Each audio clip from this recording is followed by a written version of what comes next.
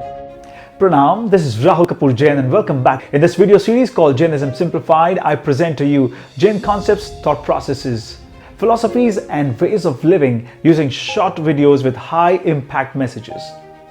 Our topic this time is You Are Not Alone, Inside Out Approach for Positive Emotional and Mental Health. Experiencing intense emotions such as anger, ego, fear, stress, anxiety, loneliness and depression is a natural part of the process of creating the stronger version of yourself. However, when you're in thick of things, it is almost impossible to think of anything else apart from getting out of this darkness. You feel worthless, alienated, destructive with no hope of recovery. It feels like a cloud hanging over your head and a feeling that stays with you and you can't get over it at all. You go through many highs and lows which you find hard to control and feel like every day is a struggle. There are many different types of therapies that you may want to try for these conditions. However, it will be worthwhile for you to consider the eternal inside-out approach for a long-term or even a permanent solution for these issues.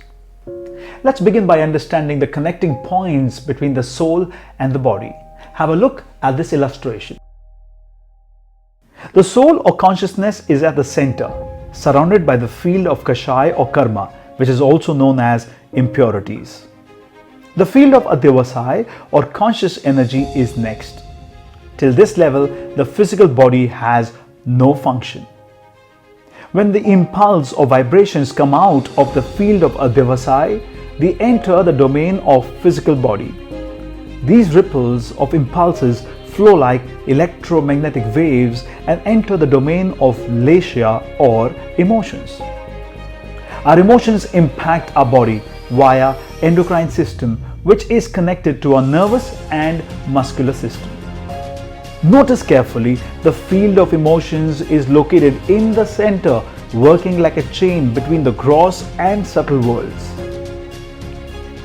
Now let's dive in deeper and gain more insights into its nature and impact. Pure emotions like controlled senses, peace and stability of mind impacts our endocrine system positively by producing hormones in adequate quantities and helps maintaining perfect physical and emotional health.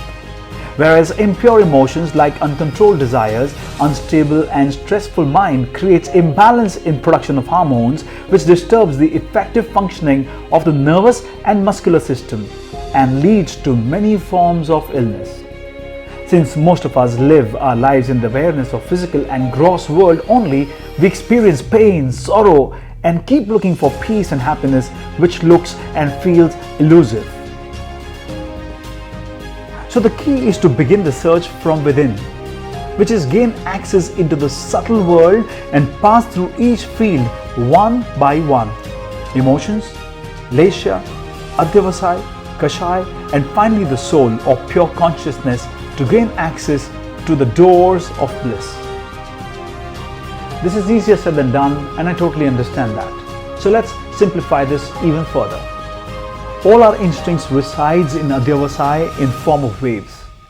They use the principle of dynamic balance of opposites to stay together, like for example, anger and forgiveness, fear and courage stay together, just like all other instincts in the same form. When the waves move ahead, they are transformed into emotions in the field of lesha. Once solidified, the emotions are able to act at physical level. Now, when the trigger takes place, whether a pure or impure emotion gains expression depends on the purity of adhyavasai, which in turn depends on the intensity of kashai or karma. It's like a chain. Everything is interconnected and interdependent. Kashai has two time zones, low intensity and high intensity. So when conscious vibrations pass through the kashai during its low intensity, kashai will not contaminate the pure conscious vibrations. If this happens, the conscious vibrations remain pure, positive and healthy. These positive vibrations construct pure adhyavasai, which in turn creates positive emotions like love, happiness, peace, compassion, forgiveness and so on.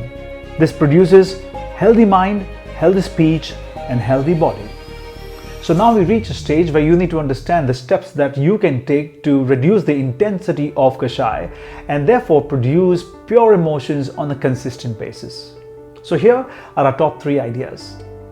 Self-control and self-discipline is the first requisite for shrinking of Kashai. The first condition of meaningful start is fasting. Controlling of diet, because food is the greatest obstacle for self-discipline. The desire to eat is a basic instinct of every living being. If we can control this, we can begin to control other complex desires. The second condition is to regulate the actions and habits of the body. We have to develop and master new habits until our body, nerves and muscles get accustomed to them and help us form a new powerful personality. Pratikaman, a process of self-analysis in Jainism. Dhyan, meditation. Yoga, which is physical, mental and spiritual practices. Pranayam means breathing exercises, are examples of brilliant habits to master. The third condition is to practice pratisannalinata, which means withdrawal of sense organs from external world and directing them to the inner world. This process requires you to hold back and to change the direction of your action. Acharanga Sutra suggests that the path of incoming karma and outgoing karma is the same. The center which is responsible for anger is also responsible for forgiveness. The same knife which is used to kill a person can be used in surgery to save a life too. The knife itself is not bad. It depends on how you use it. The use of anything in an appropriate manner requires tremendous amount of practice. Similarly, Pratisannalinata gives us the access to use energies in a manner where we can lighten the intensity of Kashai and express forgiveness instead of anger, humbleness instead of ego, and courage instead of fear. In conclusion, to control changeability, you will have to change the channeling of the energy and the direction of intent. This can be achieved through austerity, which gives us control over mind, body, and speech. Regular practice can change habits and helps in minimizing Kashai. The more you reduce your Kashai, the more your Adhyavasai, your Lesha, emotions, actions, thoughts acquire purity and thus promote positive emotional and mental health. Like I said earlier, you're not alone because every human being is in the same quest, the quest to look for peace, joy and happiness. And as you take the first step towards this direction, you also initiate yourself on the path of spirituality. This is Jainism Simplified.